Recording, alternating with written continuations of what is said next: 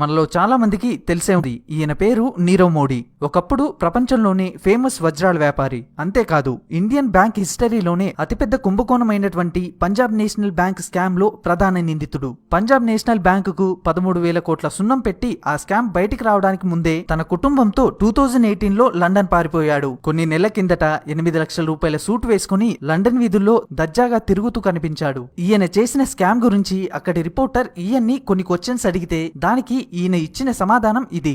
You owe a lot of people a lot of money, Mr. Modi. Sorry, no comment. No comment. We would very much like to know where you are. Sorry, no comment. Yes. Sorry, no comment. You can't comment at all about anything. Is he a friend of yours? Is he an associate of yours? No comment.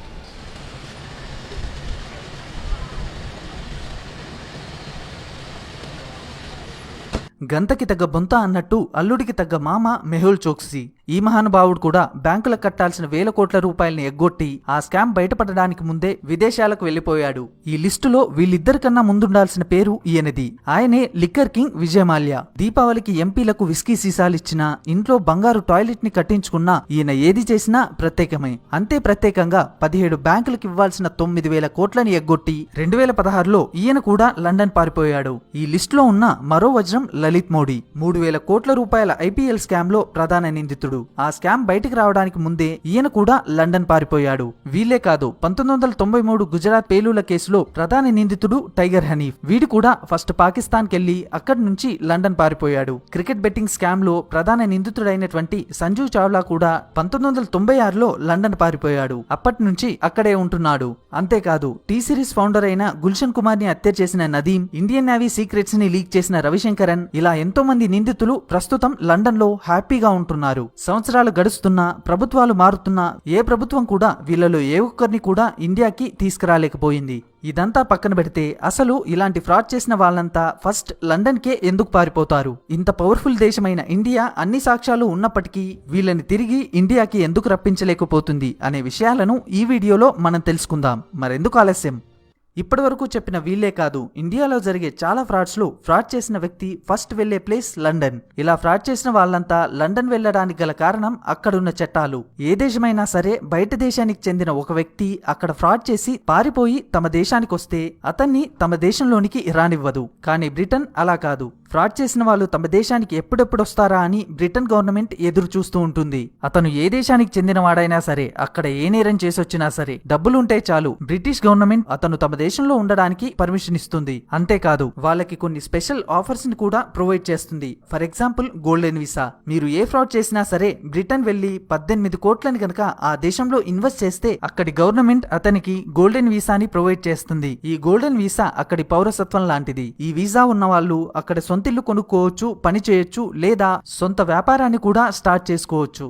అసలు Britain fraud చేసి వచ్చిన వాళ్ళకి, criminals కి ఎందుకు ఇన్ని offers ఇస్తుందని మీరు అడగొచ్చు. దానికి కారణం డబ్బు. ఒక రిపోర్ట్ ప్రకారం 2006 నుంచి 2015 మధ్యలో కేవలం 9 సంవత్సరాల్లో బ్రిటిష్ గవర్నమెంట్ ఇలా పారిపోయి వచ్చిన వ్యక్తుల దగ్గర నుంచి $12.9 బిలియన్ అంటే 9 లక్షల కోట్ల రూపాయల్ని కలెక్ట్ చేసింది. కరప్షన్ వెల్త్ అనే ఒక నాన్ ప్రాఫిట్ సంస్థ రిలీజ్ చేసిన ఒక రిపోర్ట్ ప్రకారం వేరే దేశాల్లో మనీ లాండరింగ్ కి గురైన $8 బిలియన్ అంటే 56 లక్షల కోట్ల డబ్బు ప్రస్తుతం బ్రిటన్ లో ఉంది. వేరే దేశాల నుంచి ఇలా వచ్చిన డబ్బుపై అక్కడి బ్యాంకులు కానీ గవర్నమెంట్ కానీ ఎలాంటి యాక్షన్స్ తీసుకోవు. అందుకే ఫ్రాడ్ చేసిన వాళ్ళంతా ఆ డబ్బుని తీసుకుని బ్రిటన్ లో వెళ్లి సెటిల్ అవుతారు. మరి మన గవర్నమెంట్ అక్కడి గవర్నమెంట్ తో మాట్లాడి వీళ్లను తిరిగి ఇండియాకి తీసుకురావచ్చు కదా అని మీరు అడగవచ్చు.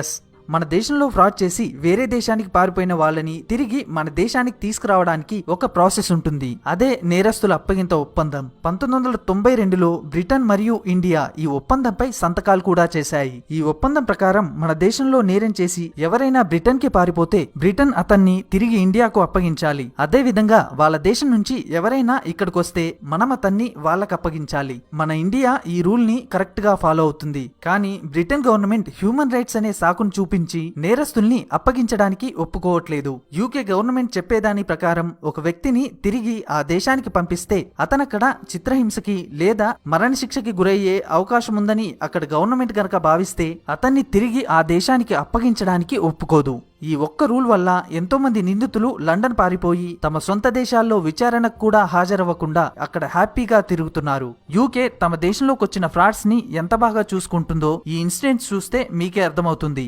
లండన్ పోలీసులు మాల్యాని 3 సార్లు అరెస్ట్ చేశారు. ఆ 3 సార్లు కూడా అతను గంటలోపే బెయిల్ తీసుకుని నవ్వుతూ కోర్టు నుంచి బయటకొచ్చాడు. మాల్యాని ఇండియాకు అప్పగించాలని ఇండియన్ గవర్నమెంట్ రిక్వెస్ట్ చేయడం జరిగింది.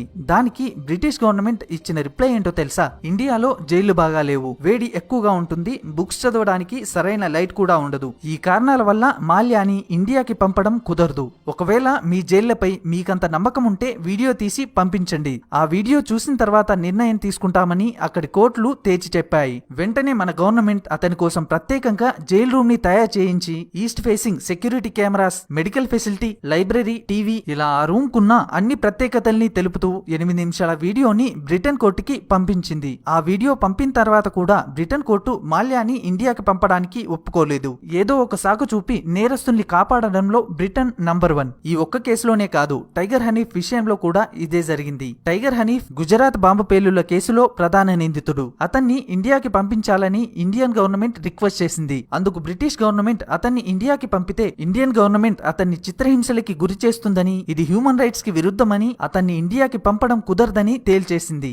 గుజరాత్ అల్లర్లు జరిగి 27 సంవత్సరాలు గడుస్తున్నా ఇప్పటికీ టైగర్ హనీఫ్ లండన్ లోనే ఉన్నాడు. అక్కడ లగ్జరీ లైఫ్ ని ఎంజాయ్ చేస్తున్నాడు. దీన్ని బట్టి అర్థం చేసుకోవచ్చు నిందితులంతా బ్రిటన్ కే ఎందుకెళ్తారో, బ్రిటన్ నిందితులకి ఎలాంటి సెక్యూరిటీని ఇస్తుందో. అందుకే లాస్ట్ 7 ఇయర్స్ లో మన దేశానికి చెందిన 5500 మంది బ్రిటన్ లో ఆశ్రయం కోసం అక్కడి గవర్నమెంట్ కి రిక్వెస్ట్ పెట్టుకున్నారు. 1992లో ఇండియాకి బ్రిటన్ కి మధ్య నేరస్తుల అప్పగింత ఒప్పందం జరిగింది. ఆ ఒప్పందం జరిగి 28 సంవత్సరాలు అయింది. ఈ 28 సంవత్సరాల్లో మన దేశంలో ఫ్రాడ్ చేసి పారిపోయిన 132 మందిని తిరిగి మన దేశానికి అప్పగించాలని ఇండియన్ గవర్నమెంట్ బ్రిటిష్ గవర్నమెంట్ ని రిక్వెస్ట్ చేసింది. అందుకు బ్రిటన్ ఎంతమందిని అప్పగించిందో తెలుసా? కేవలం ఒక్కరిని మాత్రమే. ఆ ఒక్కడు కూడా నేరాన్ని ఒప్పుకోవడం వల్ల అప్పగించింది. మిగతా రిక్వెస్ట్లలో చాలా వాటిని రిజెక్ట్ చేస్తే కొన్ని మాత్రం సంవత్సరాలు గడుస్తున్నా ఇంకా అలాగే పెండింగ్ లో ఉన్నాయి. మన దేశం మాత్రం బ్రిటన్ అడిగిన ప్రతి ఒక్కరిని వాళ్ళకి అప్పగించింది. అలా అని బ్రిటన్ అన్ని దేశాలతో ఇలా ఉండదు.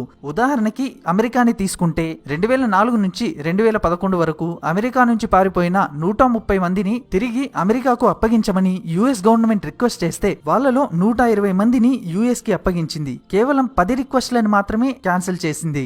బ్రిటన్ ఒక నేరస్తుని తిరిగి ఆ దేశానికి అప్పగించాలా వద్దా అనేది ఆపోజిట్ దేశం బ్రిటన్ పై క్రియేట్ చేసే ప్రెషర్ పై డిపెండ్ అయి ఉంటుంది.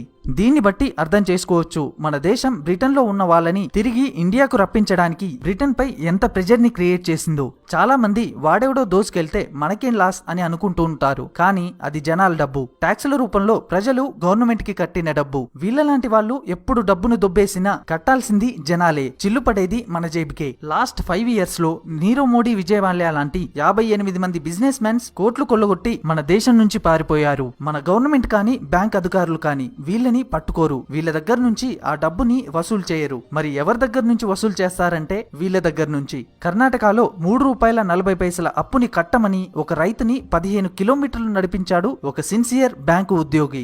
ఒరిస్సాలో 100 సంవత్సరాలున్న తన తల్లి లేవలేని స్థితిలో ఉంది. తనకు ఇవ్వాల్సిన 3 నెలల పింఛన్ ₹1500 ఇవ్వాలని తన కూతురు బ్యాంకుకెళ్తే మంచంలో ఉన్నా సరే ఆమె వస్తేనే పింఛన్ ఇస్తాం, ఫిజికల్ వెరిఫికేషన్ కూడా చేయాలన్నాడు మరో సిన్సియర్ బ్యాంక్ ఉద్యోగి. ఒక సామాన్యుడికి లోన్ ఇవ్వడానికి 100 పేపర్స్ 100 రూల్స్ అడిగే బ్యాంకులు వీళ్ళకి మాత్రం ఎలాంటి ప్రూఫ్స్ లేకపోయినా కొన్ని కోట్ల రూపాయల లోన్స్ ని ఇస్తున్నాయి. అలా ఇచ్చిన డబ్బులు వసూలు చేయలేక చస్తున్నాయి. గత 6 సంవత్సరాల్లోనే బ్యాంకులు రద్దు చేసిన మొండి బకాయిలేంతో తెలుసా? అక్షరాల 5,48,000 కోట్లు. ఇదంతా ఏ రైతులో కార్మికులో తీసుకున్న అప్పు కాదు, నీరవ్ మోడీ, మాల్యా లాంటి బిజినెస్ మెన్స్ తీసుకున్న అప్పు. మన గవర్నమెంట్ సిన్సియర్ గా ఉండి వీళ్ళ దగ్గర నుంచి ఈ డబ్బునే కనుక రికవర్ చేయగలిగితే ఇండియాలో ఉన్న సగం రైతుల అప్పుల్ని పూర్తిగా మాఫీ చేయొచ్చు. అయినా సరే మన గవర్నమెంట్ వీళ్ళని పట్టించుకోదు. సంవత్సరాలు గడుస్తున్నా వీళ్ళపై ఎలాంటి యాక్షన్ ఉండదు. వేరే దేశాల్లో అయితే ఇలాంటి నేరాలు చేసిన వారిపై చర్యలు కఠినంగా ఉంటాయి. ఫర్ ఎగ్జాంపుల్ రష్యాకి చెందిన ఈయన కోండోర్ 2003 లెక్కల ప్రకారం ఈయన